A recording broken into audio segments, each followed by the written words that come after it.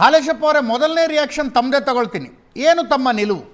ಕೇಂದ್ರ ಸಚಿವ ಕುಮಾರಸ್ವಾಮಿ ಅವರು ಪ್ರಪೋಸ್ ಮಾಡ್ತಾ ಇದ್ದಾರೆ, ಪಠ್ಯಪುಸ್ತಕಗಳಲ್ಲಿ ಮಕ್ಕಳಿಗೆ ಭಗವದ್ಗೀತೆ ಕಲಿಸಿ ಅಂತ.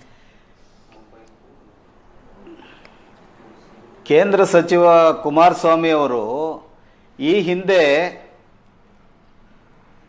ಹಿಂದೆ ಅವರು ಒಂದು ಹೇಳಿಕೆಯನ್ನು ಕೊಟ್ಟಿದ್ದಾರೆ, ಭಗವದ್ಗೀತೆಯಿಂದ ಹೊಟ್ಟೆ ತುಂಬೋದಿಲ್ಲ, ಅನ್ನ ಸಿಗೋದಿಲ್ಲ ಅಂತ ಹೇಳಿ. ಹೌದು.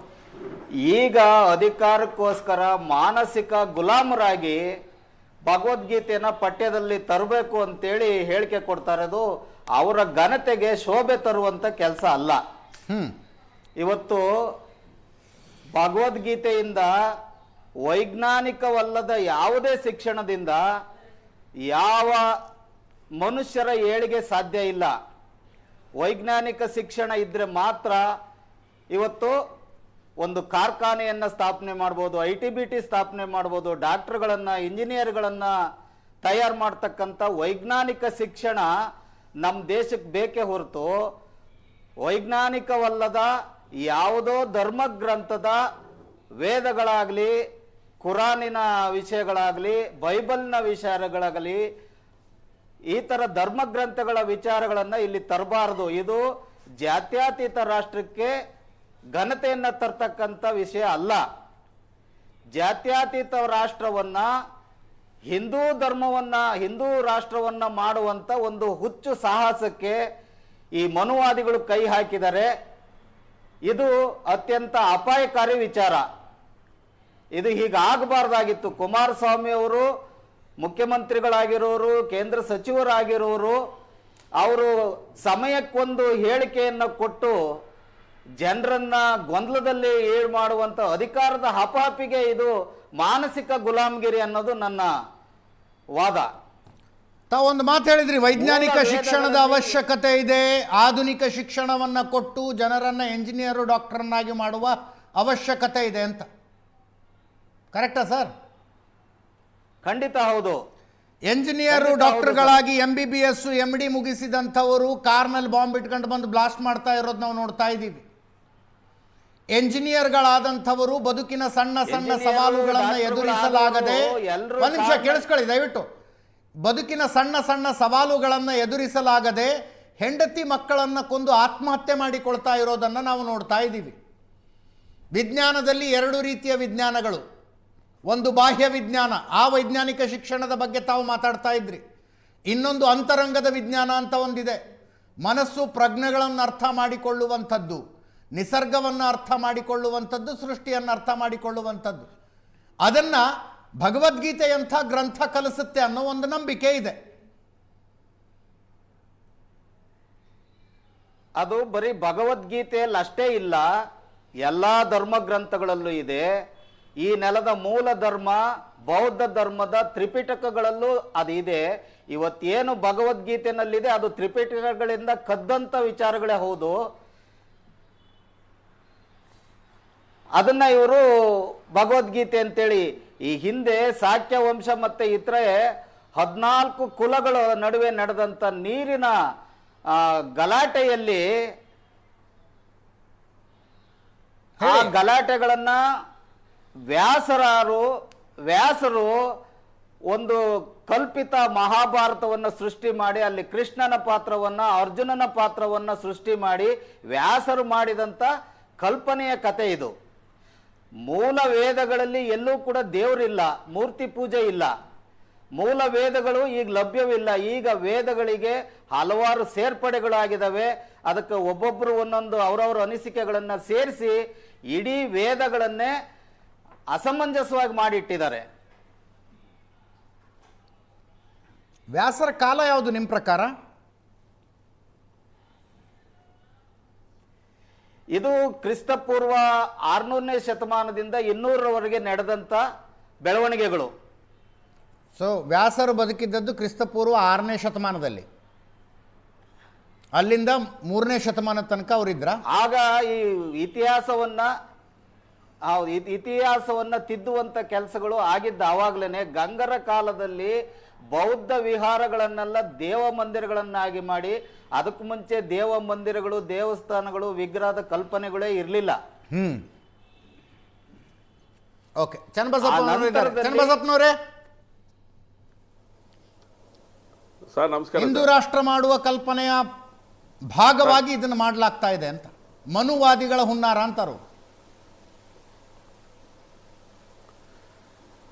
ಅಲ್ಲ, ಸಿದ್ದರಾಮಯ್ಯನವರಿಗೆ ಭಗವದ್ಗೀತೆ ರಾಮಾಯಣದ ಬಗ್ಗೆ ಯಾರಾದರೂ ಮಾತಾಡಿದ್ರೆ ಅವರಿಗೆ ಇವ್ರು ಏನಾಗಿದೆ ಹುಚ್ಚಿಡಿದಿದೆ ಇವರಿಗೆ ಅನ್ನೋಂಥ ರೀತಿಯಲ್ಲಿ ಮಾತಾಡ್ತಾರೆ. ಒಂದು ವಿಷಯ ಹೇಳದ್ ಮಾರ್ತೆ, ಇವತ್ತಿನ ಚರ್ಚೆಗೆ ಅತಿಥಿಗಳನ್ನು ಕಳಿಸೋದಿಲ್ಲ ಅಂತ ಕಾಂಗ್ರೆಸ್ನವರು ಹೇಳಿದ್ದಾರೆ. ಎಸ್, ಆ ಕಾರಣಕ್ಕಾಗಿ ಕಾಂಗ್ರೆಸ್ನ ವಕ್ತಾರ ನಮ್ಮ ಮಧ್ಯದಲ್ಲಿ ಇಲ್ಲ. ಅವರು ಖಂಡಿತವಾಗಲೂ ಕಾಂಗ್ರೆಸ್ಸು ಭಗವದ್ಗೀತೆ ಬಗ್ಗೆ ಚರ್ಚೆ ಮಾಡಲಿಕ್ಕೆ ಯೋಗ್ಯತೆನೇ ಇಲ್ಲ. ಇವತ್ತು ಆ ಶಕ್ತಿಯನ್ನು ಕಳ್ಕೊಂಡ್ಬಿಟ್ಟಿದೆ ಕಾಂಗ್ರೆಸ್. ಯಾಕೆಂದರೆ ಯಾವುದು ಈ ದೇಶದ ಈ ಹಿಂದೂ ಧರ್ಮದ ಹಿಂದೂ ರಾಷ್ಟ್ರದ ಒಂದು ಹಿತವನ್ನು ಕಾಪಾಡುವಂಥ ಈ ಗೀತೆ ಇದೆ, ಇದು ಅವರಿಗೆ ಅಗತ್ಯ ಇಲ್ಲ. ಅವರಿಗೆ ಕುರಾನ್ ಬೇಕು, ಬೈಬಲ್ ಬೇಕು. ಇದನ್ನು ಹೇಳಿದ್ರೆ ಇದನ್ನೆಲ್ಲೂ ಹಿಂದೂಗಳು ಇದನ್ನು ಅಕಸ್ಮಾತ್ ಹೇಳಿಬಿಟ್ರೆ ಅತ್ಯಂತ ಹಾಲು ಕುಡಿದು ಸಂತೋಷ ಪಡುವಂಥ ಒಂದು ರೀತಿ ಒಳಗಡೆ ಸಿದ್ದರಾಮಯ್ಯನವ್ರ ಮಾನಸಿಕತೆ ಇದೆ, ಕಾಂಗ್ರೆಸ್ಸಿನ ಮಾನಸಿಕತೆ ಇದೆ. ಹೌದು, ಇದು ಹಿಂದೂ ರಾಷ್ಟ್ರ. ಇದು ಈ ಹಿಂದೂ ರಾಷ್ಟ್ರದೊಳಗೆ ಭಗವದ್ಗೀತೆ ಅಲ್ಲದೆ ಕುರಾನ್ ಪಾಠ ಮಾಡ್ಕೊಂಡು ಕೂತ್ಕೊಳ್ಳೋಕ್ಕೆ ನಮಗೆ ಪುರುಸೊತ್ತಿಲ್ಲ. ಒಳ್ಳೆ ಜೀವನವನ್ನು ನಡೆಸ್ರಿ, ಒಂದು ಉದಾತ್ತ ಧ್ಯೇಯವನ್ನ ಇಟ್ಕೊಂಡು ಜೀವನವನ್ನು ಮಾಡಿ ಭಗವದ್ಗೀತೆ ಪಠ್ಯ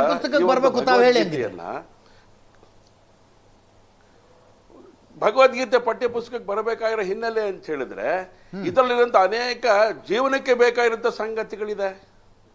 ಪ್ರತಿಯೊಬ್ಬ ವ್ಯಕ್ತಿ ಹೇಗೆ ತನ್ನ ಮನುಕುಲದ ಜೊತೆಗೆ ಜೀವನವನ್ನು ಮಾಡಬೇಕು ಅಂತ ಪ್ರೇರಣೆ ಕೊಡುವಂತ ಸಂಗತಿಗಳಿದೆ. ಧರ್ಮಿಷ್ಠನಾಗು ಅಂತ ಹೇಳ್ತಾರೆ. ಧರ್ಮಿಷ್ಠ ಧರ್ಮವನ್ನು ಸ್ವೀಕಾರ ಮಾಡು ಅಂತ ಹೇಳ್ತಾರೆ. ಧರ್ಮಿಷ್ಠ ಅಂದ್ರೆ ಪದ ಅರ್ಥ ಏನು? ಅದು ಇವತ್ತಿನ ಯುವ ಪೀಳಿಗೆಗೆ ಬೇಕಾಗಿರೋಂಥ. ಇವನೊಬ್ಬ ಧರ್ಮಿಷ್ಠ ಮಾರೆಯ ಧರ್ಮವಂತವನು ಧರ್ಮ ಇದರಲ್ಲಿ ನಡೀತಾನೆ ಅಂತ ಹೇಳಿದ್ರೆ ಅವನು ಯಾವುದೇ ರೀತಿ ಅನ್ಯಾಯವನ್ನು ಮಾಡದೆ ಅವನು ಈ ದೇಶದ ಒಬ್ಬ ವ್ಯಕ್ತಿಯಾಗಿ ಸತ್ಪ್ರಜೆಯಾಗಿ ಬೆಳಿಲಿಕ್ಕೆ ಬೇಕಾಗಿರೋಂಥ ಸಂಗತಿ ಇದರಲ್ಲಿ ಇರುವಂಥದ್ದು.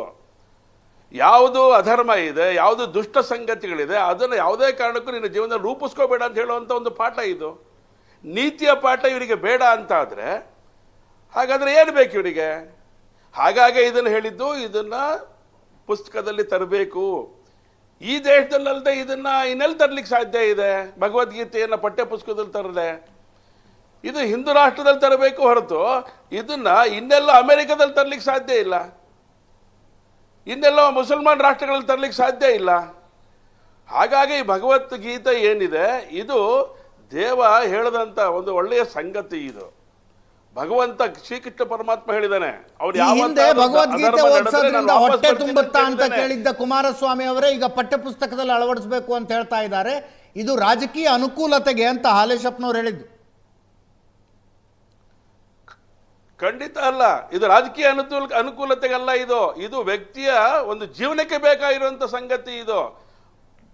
ಹಾಗಾಗಿ ಇದನ್ನ ಕುರಾನ್ ಮೂಲಕ ಇದನ್ನ ಸಾಧ್ಯತೆ ಮಾಡ್ಲಿಕ್ಕೆ ಸಾಧ್ಯ ಇಲ್ಲ. ಇವತ್ತು ಕುರಾನ್ ಅರ್ಥ ಮಾಡ್ಕೊಳ್ಳೋ ಅವಶ್ಯಕತೆ ಇಲ್ಲ. ಹಿಂದೂಗಳು ಏನ್ ಅಗತ್ಯ ಇದೆ ಈ ದೇಶದಲ್ಲಿ? ಅವಶ್ಯಕತೆನೇ ಇಲ್ಲಲ್ಲ. ಹಾಗಾಗಿ ಭಗವದ್ಗೀತೆ ಬೇಕು. ಭಗವದ್ಗೀತೆ ಅರ್ಥ ಮಾಡ್ಕೊಳ್ಳೋ ಅವಶ್ಯಕತೆ ಮುಸ್ಲಿಮರಿಗೆ ಕ್ರಿಶ್ಚಿಯನ್ರಿಗೆ ಇಲ್ಲ ಅಂತ ಅವ್ರು ವಾದ ಮಾಡಿದ್ರೆ ಹೌದು ಅಂತೀರಾ ನೀವು? ಕರೆಕ್ಟ್ ಅಂತೀರಾ? ನೋಡಿ, ನಾವೆಲ್ಲರೂ ಈ ಮುಸಲ್ಮಾನರು ಕೂಡ ಈ ದೇಶದ ಹಿಂದೂಗಳು ಅಂತ ಹೇಳ್ಕೊಂಡು ಹೋಗಿರೋರು ನಾವು ಈ ದೇಶದಲ್ಲಿರುವಂತ ಪ್ರತಿಯೊಬ್ಬ ಭಾರತೀಯನು ಹಿಂದೂ ಅಂತ ಇದೊಂದು ಜೀವನ ಪದ್ಧತಿ. ಇದೊಂದು ಧರ್ಮ ಅಲ್ಲ. ಈ ಧರ್ಮಿಷ್ಠ ಅಂತ ಹೇಳುವಂತ ಪದ ಇದೆಯಲ್ಲ, ನಿರ್ಧರ್ಮವಂತನಾಗೂ ಹೇಳುವಂತ ಸಂಗತಿ ಇದೆಯಲ್ಲ, ಇದು ಭಗವದ್ಗೀತೆ ಅಲ್ಲದೆ ಇನ್ನೆಲ್ಲೂ ಹೇಳಿ ರಾಮಾಯಣಗಳಲ್ಲಿ ಹೇಳಿದ್ರೆ ಸಾಧ್ಯ ಇಲ್ಲ ಬೇರೆ ಕಡೆ ಹೇಳಲಿಕ್ಕೆ. ಆದ್ರೆ ನಿಮಗೆ ಬೇಕಾಗಿರೋದು ಏನು? ಇವತ್ತು ರಾಜಕಾರಣ ಮಾಡ್ತಿರೋದು ಯಾರು? ಭಗವದ್ಗೀತೆ ಬಗ್ಗೆ ಒಳ್ಳೆ ಮಾತಾಡ್ಲಿಕ್ಕೆ ಸಿದ್ದರಾಮಯ್ಯನವರಿಗೆ ಕಾಂಗ್ರೆಸ್ ನಾಯಕರಿಗೆ ಯಾಕೆ ಆಗೋದಿಲ್ಲ? ತಾಕತ್ತಿಲ್ವಾ?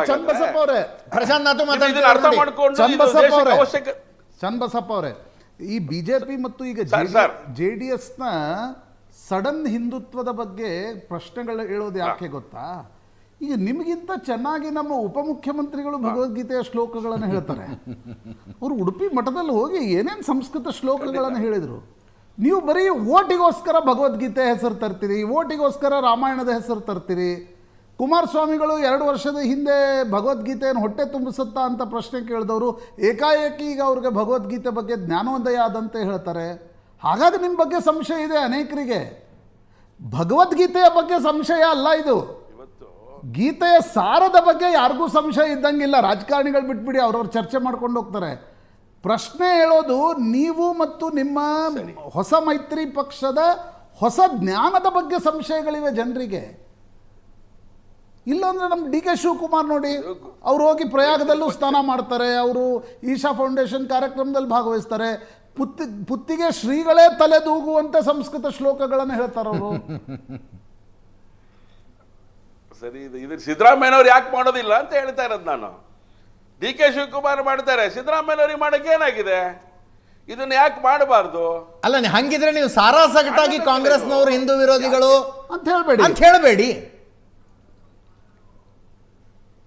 ಅಲ್ಲಲ್ಲ, ಕಾಂಗ್ರೆಸ್ ಹಿಂದೂ ವಿರೋಧಿಗಳಂತ ಯಾಕೆ ಹೇಳಬೇಕಾಗತ್ತೆ ಅಂತ ಹೇಳಿದ್ರೆ, ಇದನ್ನ ವಿರೋಧನೇ ಮಾಡೋದಿಲ್ಲಲ್ಲ ಕಾಂಗ್ರೆಸ್ನಲ್ಲಿರುವಂತ ಡಿ ಕೆ ಶಿವಕುಮಾರ್ ಆದಿಯಾಗಿ ಇದನ್ನ ಸಿದ್ದರಾಮಯ್ಯ ಹೇಳ್ತಾ ಇರೋದು ಸರಿಯಲ್ಲ, ಈ ಭಗವದ್ಗೀತೆ ಅಗತ್ಯ ಇದೆ ಅಂತ ಹೇಳ್ಬೇಕಲ್ಲ ಕಾಂಗ್ರೆಸ್ಸಿನ ನಾಯಕರುಗಳು.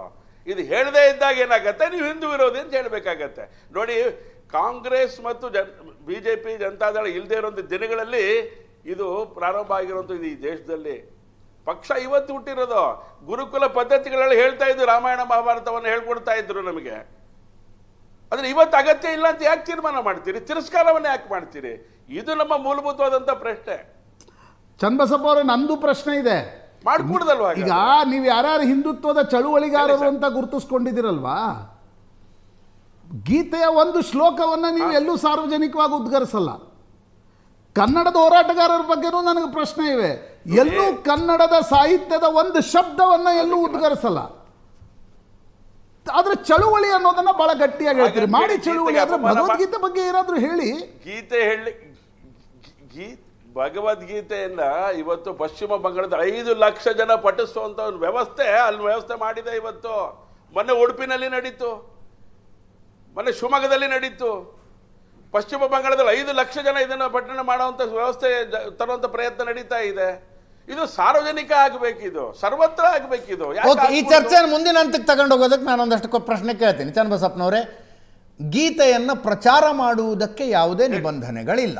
ಇಸ್ಕಾನ್ ಅವರು ಬೀದಿಗಳಲ್ಲಿ ನಿಂತ್ಕೊಂಡು ಪ್ರಚಾರ ಮಾಡ್ತಾರೆ, ಫಾರಿನ್ನಲ್ಲೂ ಮಾಡ್ತಾರೆ. ಕೃಷ್ಣ ಮಠ ಬಹಳ ದೊಡ್ಡ ಕೆಲಸ ಮಾಡ್ತಾ ಇದೆ.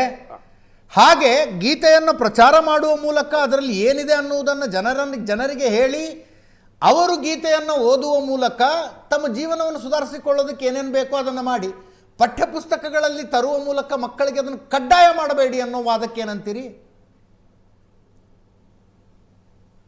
ಕಡ್ಡಾಯ ಅಂತ ಹೇಳಿದ್ರೆ ಈ ದೇಶದ ಪ್ರಜೆಗಳಿಗೆ ಏನು ಬೇಕೋ ಅದನ್ನು ಹೇಳಲೇಬೇಕು. ಸತ್ಯ ಸಂಗತಿಯನ್ನು ತಿಳಿಸ್ಬೇಕಲ್ಲ. ಈ ಗೀತೆ ಒಳಗಡೆ ಅನೇಕ ಸಂಗತಿಗಳನ್ನು ಹೇಳಿದ್ದಾರೆ ಕೃಷ್ಣ ಪರಮಾತ್ಮ ಹೇಳಿರುವಂಥ ಸಂಗತಿಗಳನ್ನು ಪಠ್ಯದಲ್ಲಿ ತರಬಾರದು ಅಂತ ಯಾಕೆ ಆ ರೀತಿ ತೀರ್ಮಾನಗಳನ್ನು ಮಾಡ್ತಾರೆ?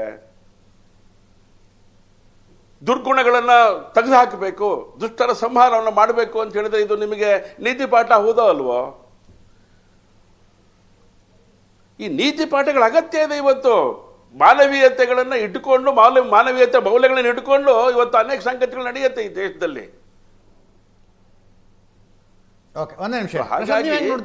ಮನುಕುಲದ ಉಳಿವಿಗೋಸ್ಕರ ಬೇಕಾಗಿರುವಂತದ್ದು.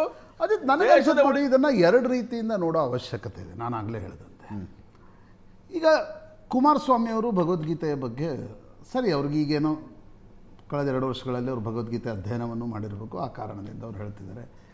BJP ಅವರು ಕೂಡ ಇತ್ತೀಚೆಗೆ ಅಲ್ರಿ, ನನಗೆ ಫಸ್ಟ್ ಬೇಸಿಕಲಿ ಆ ಸೆಂಟೆನ್ಸಸ್ ಕಾಂಟ್ರಾಡಿಕ್ಟರಿ ಅನ್ಸೋದಿಲ್ಲಪ್ಪ. ಭಗವದ್ಗೀತೆ ಓದೋದ್ರಿಂದ ಹೊಟ್ಟೆ ತುಂಬೋದಿಲ್ಲ. ಕರೆಕ್ಟ್. ಹೊಟ್ಟೆ ತುಂಬಿಸಿಕೊಳ್ಳುವುದೇ ಜೀವನದ ಏಕೈಕ ಗುರಿನೂ ಅಲ್ಲ. ಹೌದು, ಬಟ್ ಅವರ ಹೇಳಿಕೆಗಳು 2023ರ ಚುನಾವಣೆಗೆ ಮುಂಚೆ ವೆರಿ ಕಾಂಟ್ರರಿ. ಬರೀ ಭಗವದ್ಗೀತೆ ಬಗ್ಗೆ ಅಂತಲ್ಲ, ಒಟ್ಟಾರೆ ಈ ವಿಷಯಗಳ ಬಗ್ಗೆ ಅವರ ಹೇಳಿಕೆ ಕಾಂಟ್ರರಿ ಇರ್ತಾ ಇತ್ತು. ಏಕಾಏಕಿ ಅವ್ರಿಗೆ 25ರಲ್ಲಿ ಇದನ್ನು ಹೇಳಬೇಕಂತ ಅನಿಸಿದೆ. ನಾನೇನು ತಪ್ಪು ಸರಿ ಅಂತ ಅನ್ನಲ್ಲ, ರಾಜಕಾರಣಿಗಳ ಸ್ಟ್ಯಾಂಡ್ಗಳು ಇರ್ತವೆ.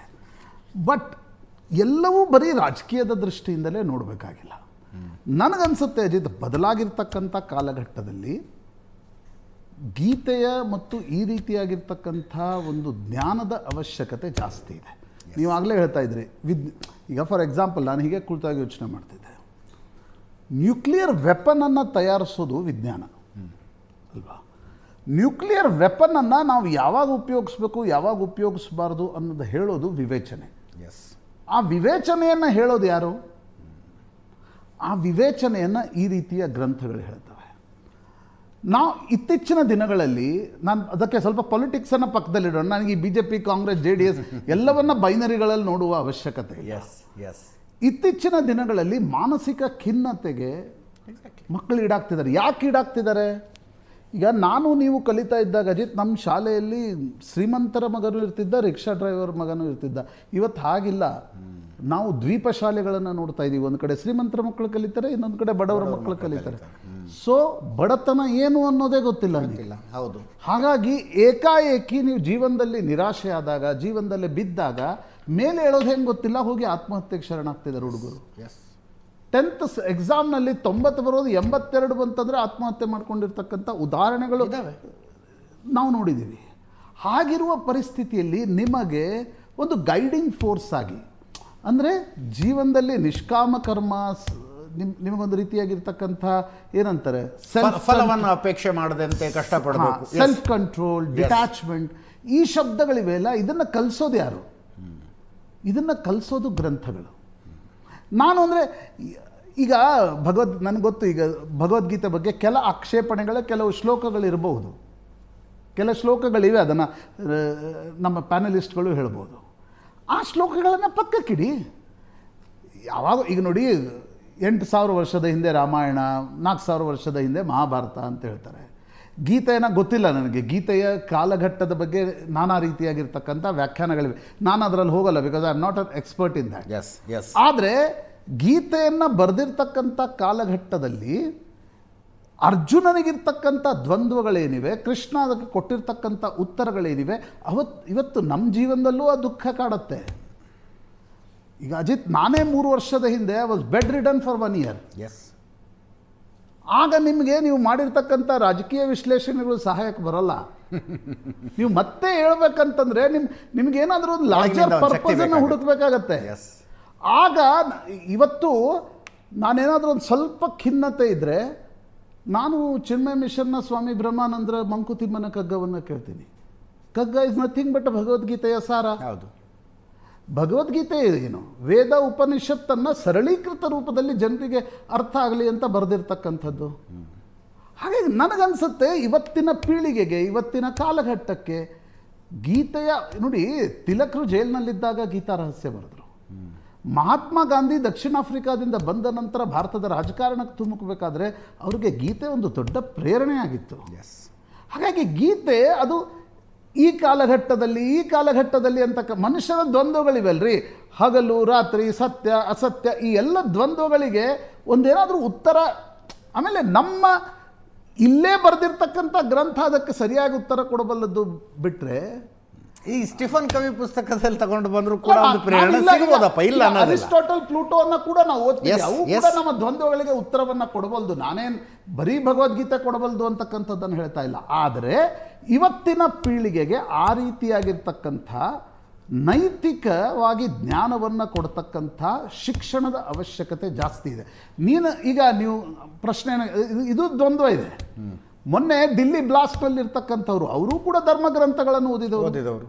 ಹೀಗಾಗಿ ಧರ್ಮಗ್ರಂಥದಲ್ಲಿ ಯಾವುದು ನೈತಿಕ ಶಿಕ್ಷಣವನ್ನು ಕೊಡಬಲ್ದು, ಯಾವುದು ಅತಿರೇಕವನ್ನು ಪಕ್ಕಕ್ಕೆ ಸರಿಸಿ ನಿಮಗೆ ಸರಿಯಾದ ಮಾರ್ಗವನ್ನು ಕೊಡಬಲ್ದು ಅಂತಕ್ಕಂಥದ್ದರ ಬಗ್ಗೆ ಕೂಡ ನಿಷ್ಕರ್ಷೆ ಆಗಬೇಕಾಗತ್ತೆ.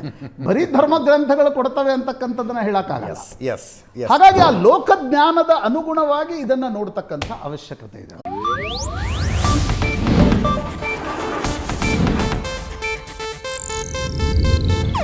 ಇದು ಏಷ್ಯಾನೆಟ್ ನ್ಯೂಸ್ ನೆಟ್ವರ್ಕ್ ಪ್ರಸ್ತುತಿ.